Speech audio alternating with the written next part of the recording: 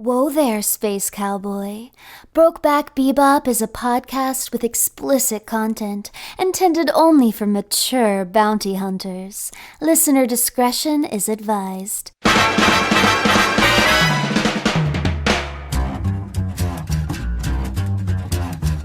Listen to all 40 steamy sessions of the show right now by supporting Brokeback Bebop at patreon.com/can'tdisappointpodcast. I think it's time to blow this scene. Get everybody in the stuff together. Okay. 3, 2, 1, let's jam.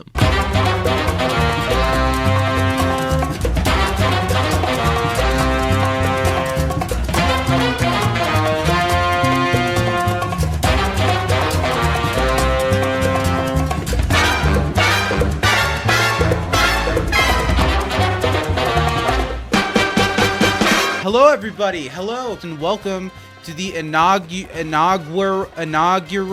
How do you pronounce inaugural? Immigrant. Inaugural? To the immigrant. No, I'm not going to say that. Welcome to the inaugural edition of Brokeback Bebop. I can't fucking believe that's what we're calling this. Wow. Yeah. I didn't think of a pun for my name, but I am Zach. Howdy, partner. I am Steven. And we're here to start this new venture where we're going to be going episode by episode all the way through the, I don't know, do you say that it's a cult classic or just a classic? It's a classic, Zach. The classic anime Cowboy Bebop. It transcends the genre.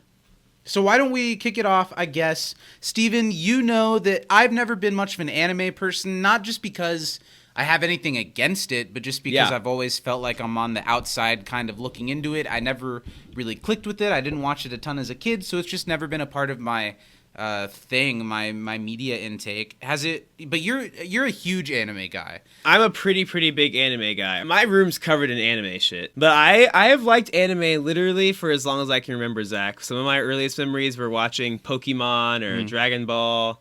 You know, some of those late 90s anime that like were really popular. They used to show on Cartoon Network or 4Kids TV on Saturday mornings. I did catch some of those, yeah. Yeah. And I don't think I really knew what anime was until I was in like 3rd or 4th grade. I was like, okay, anime is this. Yeah. These shows are from Japan. That it was I see separate that now. from just cartoons. Yeah. Yeah. See, okay, so I think I watched Pokemon and stuff, and I knew it was kind of different, but I didn't really know what anime was. Or, I guess from my perspective, I didn't really see you becoming, like, anime is, at this point, one of your, like, core character Yeah, it's in my Instagram traits. bio. You're an anime dude, you're a dancer dude. So was it just in the last couple years that you really became fully immersed? I don't remember you always wearing anime stuff or having a ton of anime shit. Well, I think big reasons for that are, one, like, I wasn't as into anime as I am now, definitely in, like, middle school, high school.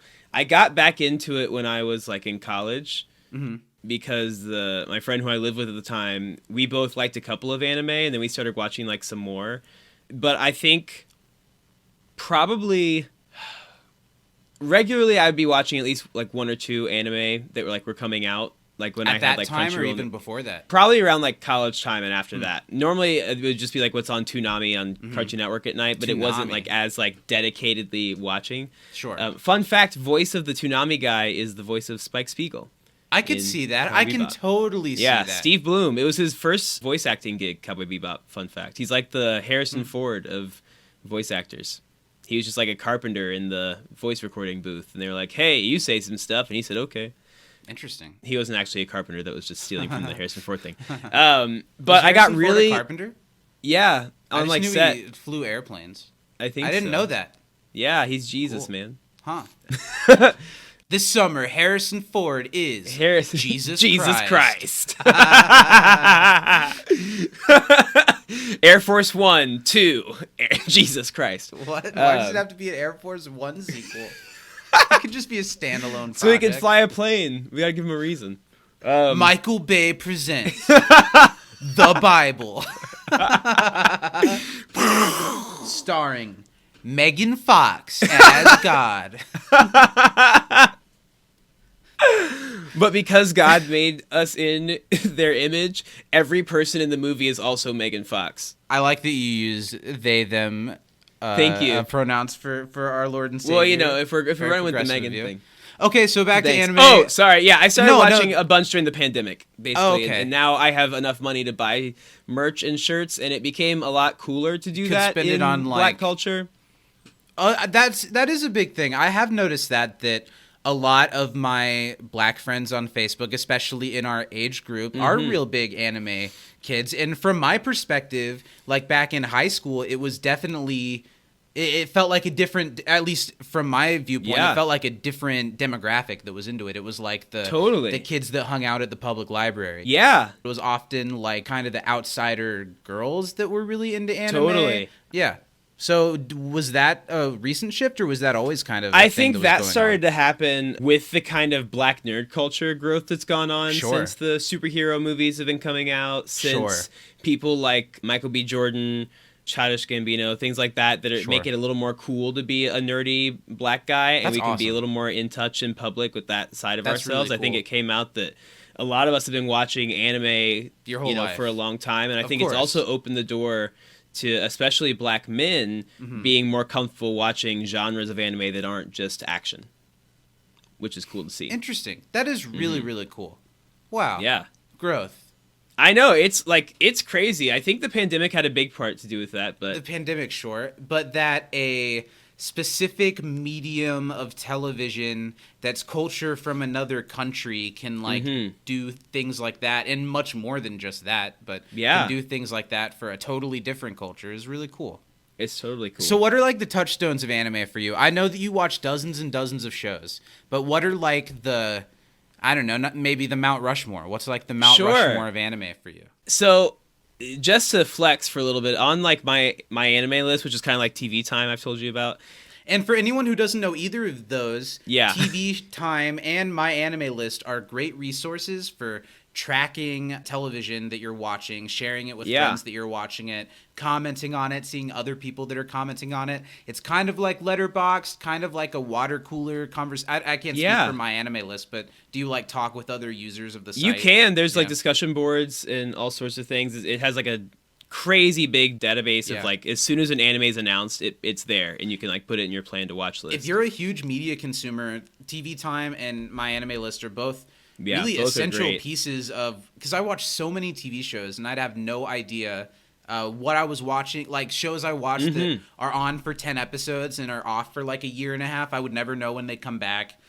Shows that I leave and come back to, I wouldn't remember where I was. It's really helpful. Well, and I like TV Time a lot because I love like stats, right? Oh my God, please sponsor us. Yeah. But I love being able to track like what episode I'm on, like especially if I'm watching across like different mediums. This is a perfect ad read right here. Yeah, it's great. Buy us. Oh, but so little flex. I have completed 209 entries in My Anime List. Wow. So that's a lot of shows. Now some of those are like multiple seasons or categorized different because of different reasons. It's like a lot of shows. My all-time favorite anime is Full Metal Alchemist Brotherhood. Okay. I have a tattoo. Now, is that... I know Full Metal Alchemist. Are there several series, and that's the So series Full Metal Alchemist was the show that came out first. Yeah. And it followed the manga story until a certain point when it caught up with the manga. And so there's an anime original kind of direction it goes on.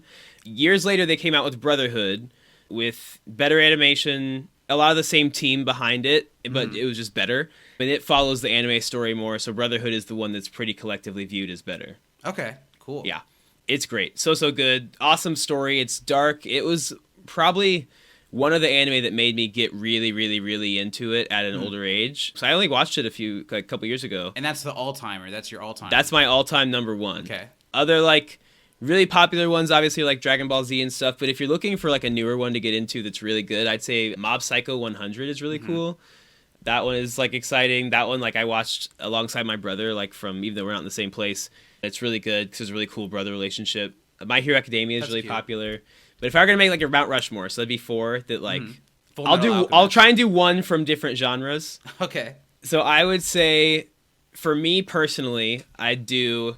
Damn, it's damn near my top 5. Okay, so I would go Full Metal Alchemist Brotherhood, Neon Genesis Evangelion. Okay. I'm gonna do 5. Konosuba, which is like It's Always Sunny if it were an anime. You mentioned that one to me. Okay. Yeah, that one's fantastic. For like a romantic comedy / slice of life, Kaguya-sama, Love is War is awesome. Okay. And if you want just like a drama that's like beautiful, Violet Evergarden. I'm rewatching it right now with Danny, and it's amazing. It's so beautiful. Yeah, it really does a really good job of painting a lot of the issues that veterans have when they come home from like war, but also like how PTSD. Oh, you've described that to me recently. That does sound interesting. That one I would honestly put that up there. Well, It's then great. let's transition a little bit into the project that brings us to this new venture. How does Cowboy Bebop fit into your anime story? When did you first get turned on to it?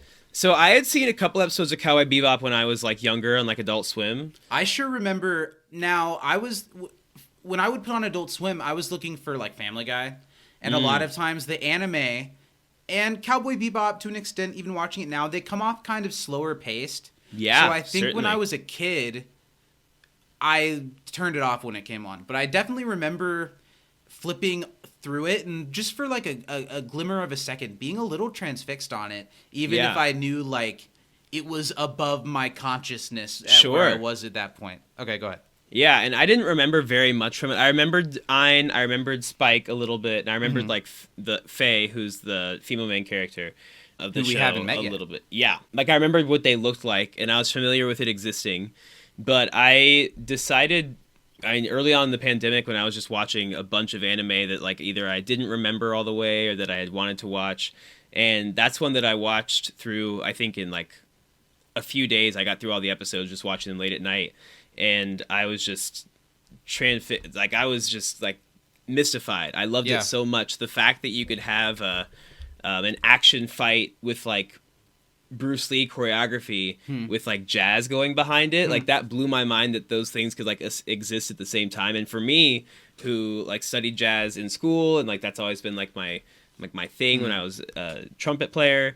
It was like perfect for me, and I just loved it. I was obsessed with it. A lot of the same team behind this went on to make Samurai Champloo afterwards, which is samurai fights in hip hop, and they had like Oh, cool.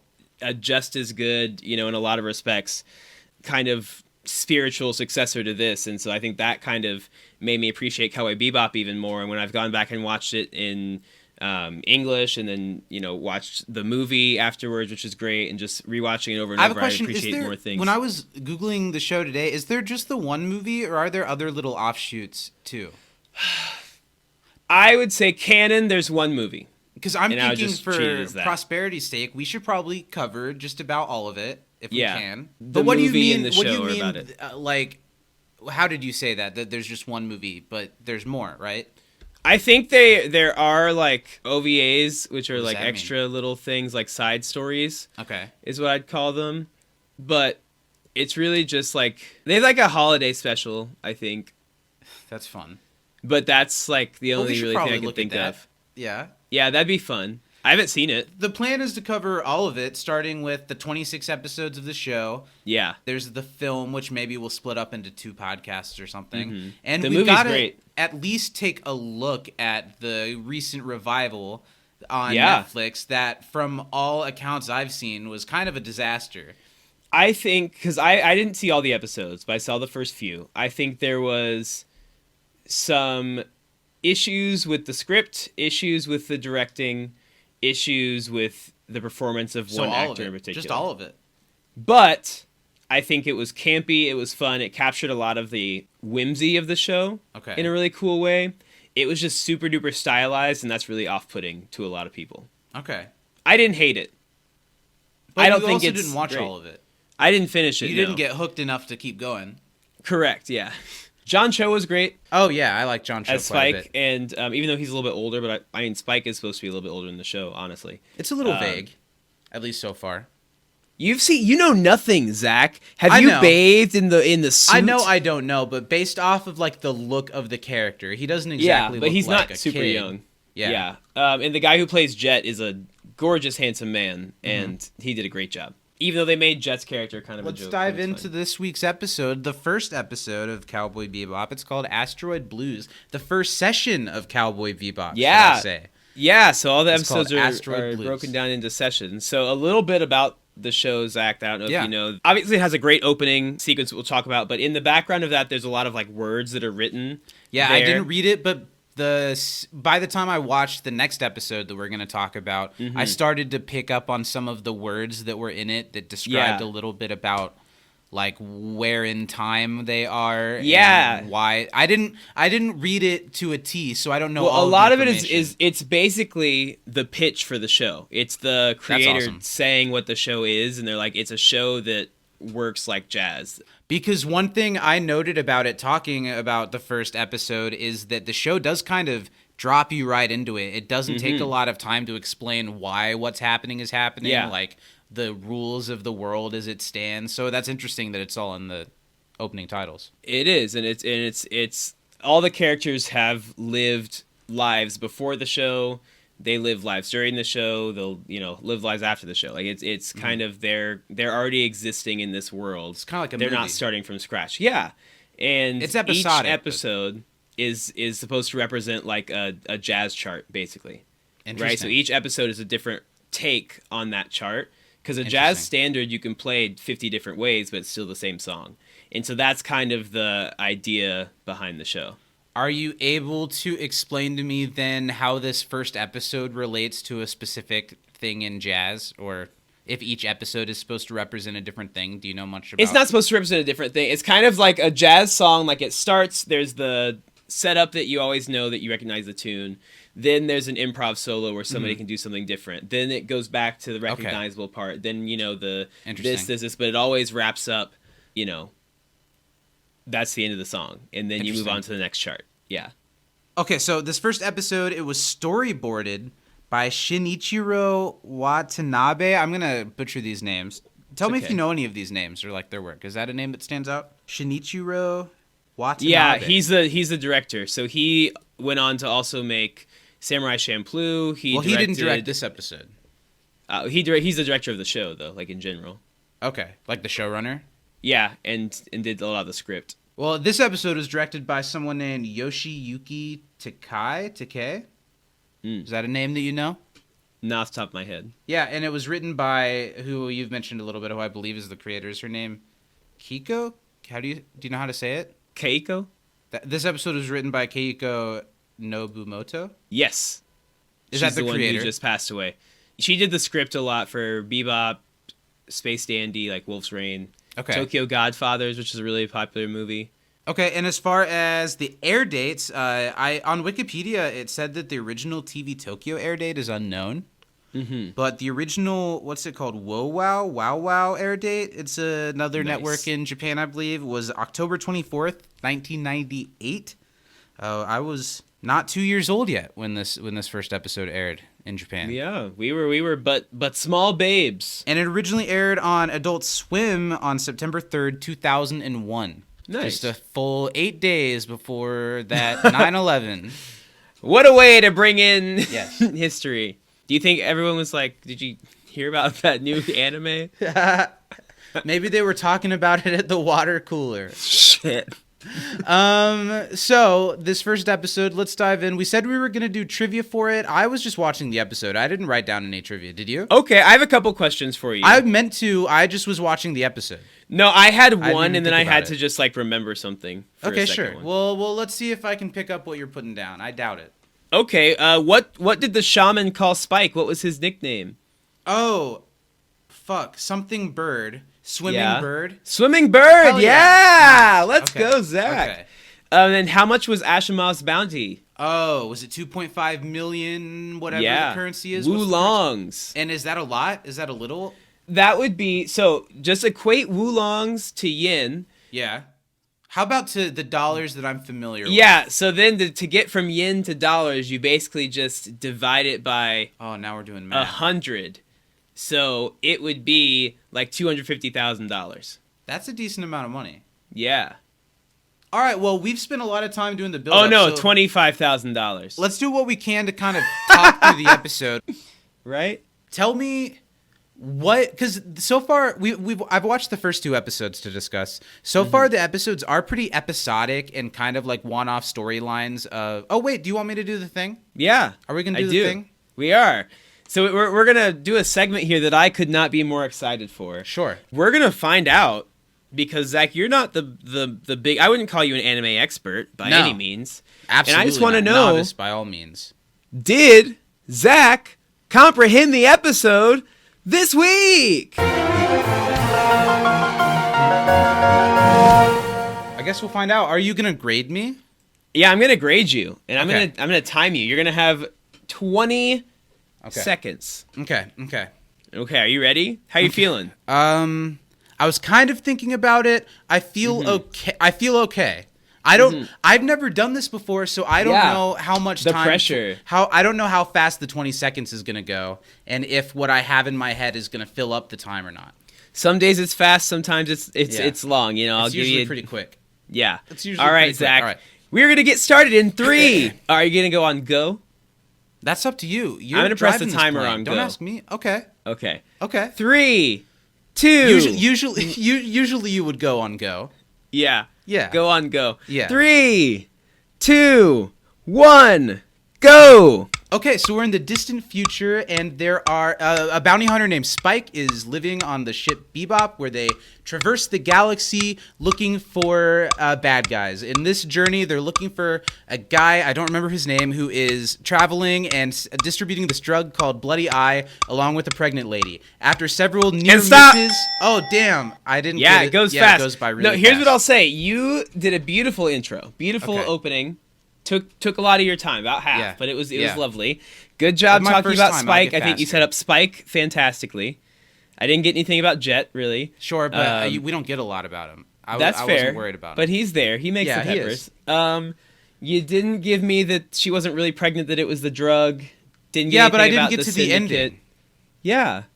I wasn't gonna say anything. Zach, about the syndicate. I'm grading you. I know. Just give me I a know. second. I'm being you. You do this shit all the time. I don't know about that. I Okay. sit there quietly and take Okay, it like okay. a good girl. Okay, But I'll be a good whoa, wow, cut that one. No, it's keeping. It's fine. Okay, It's gonna be totally. it's gonna uncensored. be pretty good. Cool. Yeah, I'm not gonna bleep stuff out. I Beep. don't think. You can. do I it give you a yourself. solid C plus, Zach. That was your Well, that's first fair, one. 'cause I Yeah, didn't finish. you did a great job at the first, but you just didn't get to the end. Yeah. That was good, Zach. The point that I wanted to make, and honestly, we don't have a ton of time to talk through the episode because of all the setup. We'll have Yeah. more time to spend on each individual episode in the future. Is that the thing I wanted to get to? Is that although they're these bounty hunters and this is like their lifeblood and they're going across the galaxy, it seems like they've got spunk, but they're not that good at it. Yeah. They don't catch the guy. Yeah. And the first time I watched it, I was like, but wait, they didn't really do anything. Sure, they have a couple fights, they track down the guy, but then the not pregnant lady kills him, and then the Yeah. syndicate blows up the ship, and they just happen to be there to see it happen. Are they supposed to be good, or is that kind of Well, like a here's what thing? I'll say. I don't know that they expressly say how long that they've been bounty hunters, but they both had lives before this, and this is Sure. kind of what they're doing now. Jet and Spike have not known each other for super long, Okay. and they've been bounty hunters about that time. So They're just kind of people in search of money. They're just Yeah. like moving on to the next yeah, venture. they both had careers that I'm not going to spoil for you because they're pretty relevant. One thing the live action did so wrong is it spoils everything about the show Like in the right first away. 10 minutes. Yeah. Wow. Because they're like, well, we have to give them this information because they won't know. And I'm like, that's the point. Wow. But you'll find out their occupation, what they did before. Okay. But this is kind of new to both of them. They both have a lot of skills, but skills that they haven't necessarily figured out how to translate Okay. to bounty hunting. Well, I just thought there is a sense of humor to the show. Let's Yeah. just try to talk about it. I enjoyed it more the second time we watched it. The first time I was a little off-put by how, like, I like that it doesn't tell me everything, but I also didn't feel a ton of intrigue. It felt like, it kind of Sure. reminded me of an episode of, like, The Mandalorian, even though this is way before it, that it is just this, like, one-off story and a decent one-off story, but when it was done, it was the preview for the next episode that made me feel like I needed to watch the next episode. Not so Yeah. much like I was like, whoa, that's a really cool concept. What's going to happen in the next one? You know what I mean? yeah. I did like that the show has a little bit of a sense of humor. That was one of the things that I enjoyed about it the first run. And I kind of thought that it's funny that the episode is them tracking down this bad guy, and they do, but they're really just bystanders in what happens for the most part. I thought that was kind of funny. No, totally. I think that the show I would describe it as an action comedy, like if I were telling somebody about it. Even though So there it is are a more lot of of a comedy. dramatic. Yeah, it's supposed to be really I funny. look forward to that. And I think that it is kind of campy, even at some point, especially when you get to know the characters more. One thing I love about this first episode is that it is kind of like a standalone. Like, this almost plays like a movie, whereas, like you said, you're kind of just dropped in to this already lived in and existing world. The Earth has hundreds of years of history that we don't know anything about. The world's really well realized, even though it's in the background. And it's cool how they, take these characters that we don't really know. And we don't get a lot of Jet in the first episode. We get a lot more Jet in the next few episodes. Yeah. But Spike is who we kind of focus on, and we don't know a lot about him. He's this mysterious guy. We know he can fight, and we know he kind of sarcastic. is a bit smug. Yeah. And he likes the food. He does like food. He's a hungry boy. Yeah. He wants some meat with those peppers. Yeah. Don't we all? I want to talk about the drug that this episode presents. Okay, the bloody eye. Yeah, they're the chasing red eye. after this guy who is distributing this drug, like, all over the place. Well, he's trying to. Yeah, but it's, like, sought after, and it's really pure, and it takes a long time to make, and he's got, like, the stuff. Yeah, he has all of it. Stole it from a crime syndicate he was a part of. He, like, betrayed and killed a bunch of them, and took all the shit and left. Yeah. He stole it left. He's with this lady who's pretending to be pregnant to carry it all around. But I wanted to talk about the drug specifically because it seems like a nightmare. Yeah. They're like these little vials of liquid, and he points it towards his eye, and there's what looks like a needle. I thought he was going to poke the needle in his eye at first, but it spritzes the eye. Then his pupil, not just his pupil, his whole, like, not white part of his eye gets small, and then it all turns red, and then everything he sees is red, and he doesn't look like he's having a good time. No, it's not fun, but he is quite a killing machine when he's on it. He can dodge bullets and is that what it's fire supposed with to do? pinpoint It's accuracy. supposed to make you more strong? Yeah, or? It's like a super soldier eye spray. I did like a couple of things that the episode, animation-wise, I really liked the shots. Even though the red eye was weird, I liked the shots where people were coming at him with the red eye. Yeah. That was pretty cool. The beginning of the episode, an animation moment I liked a lot, was the raindrops dropping on the puddle. That's something I do want to bring up is the beginning of the episode. What was that? Is that just like kind of flash forward when it's the rose and the water? So that is a flashback. It's a flashback. Yeah, that's one of the things that... You don't have to tell me what's going to happen, but... It happens less frequently than in the first episode normally, but it does happen every once in a while. Interesting. So it's just building intrigue of where the characters were before this. Yeah. Okay. Well, then I'm going to put the ball in your court. We'll go another 5 minutes or so. What are things from this first episode that you think need brought up? Things that, even though it's episodic, what are the things that I need to have stick with me as we're going through the show? Highlight animation-wise for me is the fight choreography, specifically when they fight like around the tables and he's like in the poncho and stuff. That fight's really well done. That is kind of more so the style that the series continues with in the fights. I do like that the first action sequence, the like shootout, was silent. Yeah. And I was expecting just like shiny music. And I know that's going to be a lot of it, but it was cool that even in this first episode, that's not the only thing that they do. For a show that's known so much for its music, they really use silence well, and it's so cool. I think the ending of the episode is, it's cool. I was surprised by it the first time I watched it. I was like, oh, they're dead. When the lady kills him. Yeah. So let's talk about that lady character for a second. We don't learn a lot about her, but it does seem like she's kind of gotten dragged into a relationship with this guy and into the crime, and that her heart's not really in it. Maybe it was a money thing. It was. She's trying to get, because she comes from another thing the show, the live action made weird, but she is supposed to come from like a poor background, and she wants to get to Mars with all this money they're going to make, and she can live a life of luxury there. She's always dreamed about going. She probably hasn't like traveled much because she's low income. Earth in this reality is not a super nice place if you're still there. Is that where we are in the episode? Are we on Earth? Yes, they're in Tijuana, Mexico. Oh, right. They did say that. Yeah. So sometimes they're on Earth, sometimes they're in other places. This takes place I want to say 100 or 200 maybe years in the future, maybe less. I think about 100 years at the time. Yeah. I want to talk about that lady. Is it her conversation with Spike that they have that leads to her like having a change of heart? I think it was partially She was thinking about what she said at that time, but I think that she was kind of on her way there anyway. Like she knew she wanted to get to Mars, but then when she saw that wasn't going to happen, she was like, what's the point of this? Like I'm going to die anyway. She's just in it to get out of her situation. Yeah. And when she sees that she's not going to, it kind of becomes a suicide mission at the end. Yeah, absolutely. When she chooses to kill Azakov, is that his name? Asimov. I was close. That was you close. were. I'm not because used they're to like flying complicated towards names. the edge of the place, so like the police are there at that point, and she's not gonna. She would rather die than just go to jail for this. But her choice to kill him, she already knows that they're both about to die. Probably, right? Yeah, but he's also on that red eye stuff and has gotten out of situations where he killed a lot of people. So I think she figured she might as well just take him out and then assure that. So she'd rather die than stay with his crazy with ass. Yeah, yeah. Or she was probably worried they'd get arrested. Maybe Spike's involvement there. What are they trying? They're just trying to catch him and bring him in for money.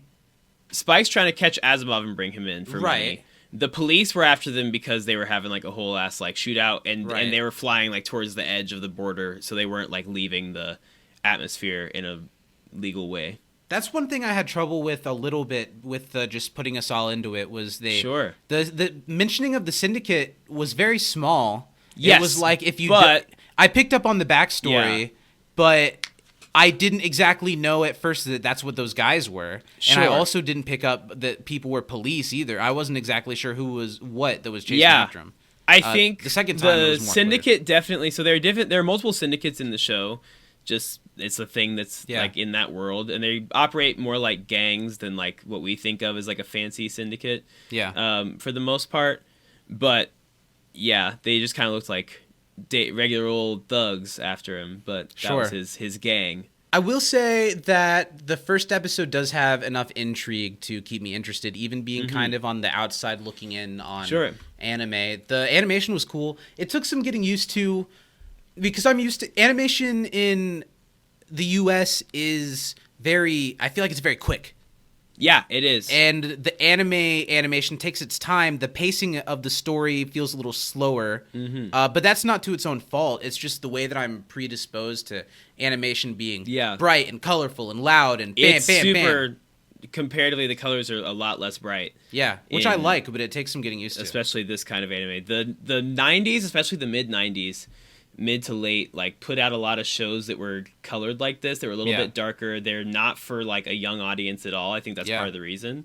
Like they are another more for reason adults. why I might have been transfixed but turned off from it when I was a kid flipping past it. Totally. Or why you like recognize bits and pieces of it but didn't quite sit down to watch it all the time. Absolutely. Whereas like Dragon Ball, where he's in a bright orange suit with a monkey tail doing like laser beams like that, I'm like, sure. Or like colorful, cute animal characters that fight each other. Exactly. Well, how should we wrap this thing up? What are some final thoughts on this episode? Do you feel like the show gets a lot better as it goes on, or do you feel like the show shows up fully realized? I don't think there are any bad episodes of this show. I think there's a couple episodes that are not my favorites, but everyone kind of has their own. And where would you put the first episode? This is in the lower half. Okay. But not because I don't enjoy it. I just like others a lot more. Just because it gets better. Yeah. I think this is like... I always have a tough time with pilots of shows because they have to rope you in, so they have to kind of get out of the norm a little bit. The reason you love a TV show much, or at least I do, is because of the characters. Yeah. And I usually watch comedies, but any show, the first episode, you're like, well, I get that it's people saying quick, funny stuff, but like, why are they funny? What are they like? What? Yeah, and I'm still getting to that point. Although there is intrigue in Spike and Jet, the relationship between the two of them and the banter between the two of them. The cast feels very small. I know we haven't met several of the main characters still, and even after next week's episode, we haven't met all of the main characters yet, which almost makes me sad because there's only 26 episodes. I know. It's really... I like that it's taking its time, but it's not like the first couple episodes of a 100-episode series. It's a decent percentage of the story. Mm-hmm. Well, anyway, let's wrap this up. What are we going to do, Steven? Why don't we say who the... do we want to call them our first mate? Our third mate? The ball's in your court. We can call it whatever you want, Daddy. Let's... Who's our baby carnita today? Oh, God. Who put the pork in our carnita? Okay, so I guess it is kind of an MVP. I don't know if that Carnita is the best way to describe it. I like what you said earlier. We're talking about our like captain of the week or something. Our captain of the Bebop. Yeah, sure. Who gets to sit in the captain's chair this week? I think for me, off of this first episode, the captain chair is going to be split 3 or 4 ways between the old guys who are sitting around three-way in the tie bar. for the old men. I will spoil this for you, Zach. They Continue stick to show around. up. Yeah, Cool. they're always in the background. They and were they're always funny. so fucking they have funny. this good cantankerous old guy demeanor between each other, and they look fucked up. Yeah, They're like, well, their they said bodies are crooked and they worked hard to dig that gate Yeah. to plow those fields. yeah. Yeah, That's they're it. hilarious. We did it. What was that yours too? Because Yeah. the old guys. Absolutely. Yeah, they were funny. They were a good. Like, it'd be easy to give it to like Spike because he's the main character, but those were the other characters that kind of stood out to me as being. Yeah, funny. they get to sit in the captain's chair, Cool. all This stacked was on top fun. of each other. This was a first episode, so it was really heavy-handed. You know, we didn't quite get to touch on everything, but Yeah. I like what we did touch on, and I really like to touch on what we touched on. Heyo. And next week we'll dive right into episode 2 at the top of the show. So we'll real go in depth with it, talking about some corgis. corgi butts. There's also an afro in this episode. That's true, there is. But no spoilers. What are we going to talk about next week? We've mentioned the corgi and the afro. That's the whole episode. I had a good time talking about this. We're going to be bringing you a new episode of this, talking all the way through the 26 Cowboy Bebops every week. We'll see you next week with the next episode. I'm excited. Yeah, me too. Why don't you sign this thing off? How do you want to take the people out? Oh, I can't say that one yet. What? See ya, space cowgirl. 2, 1, let's go.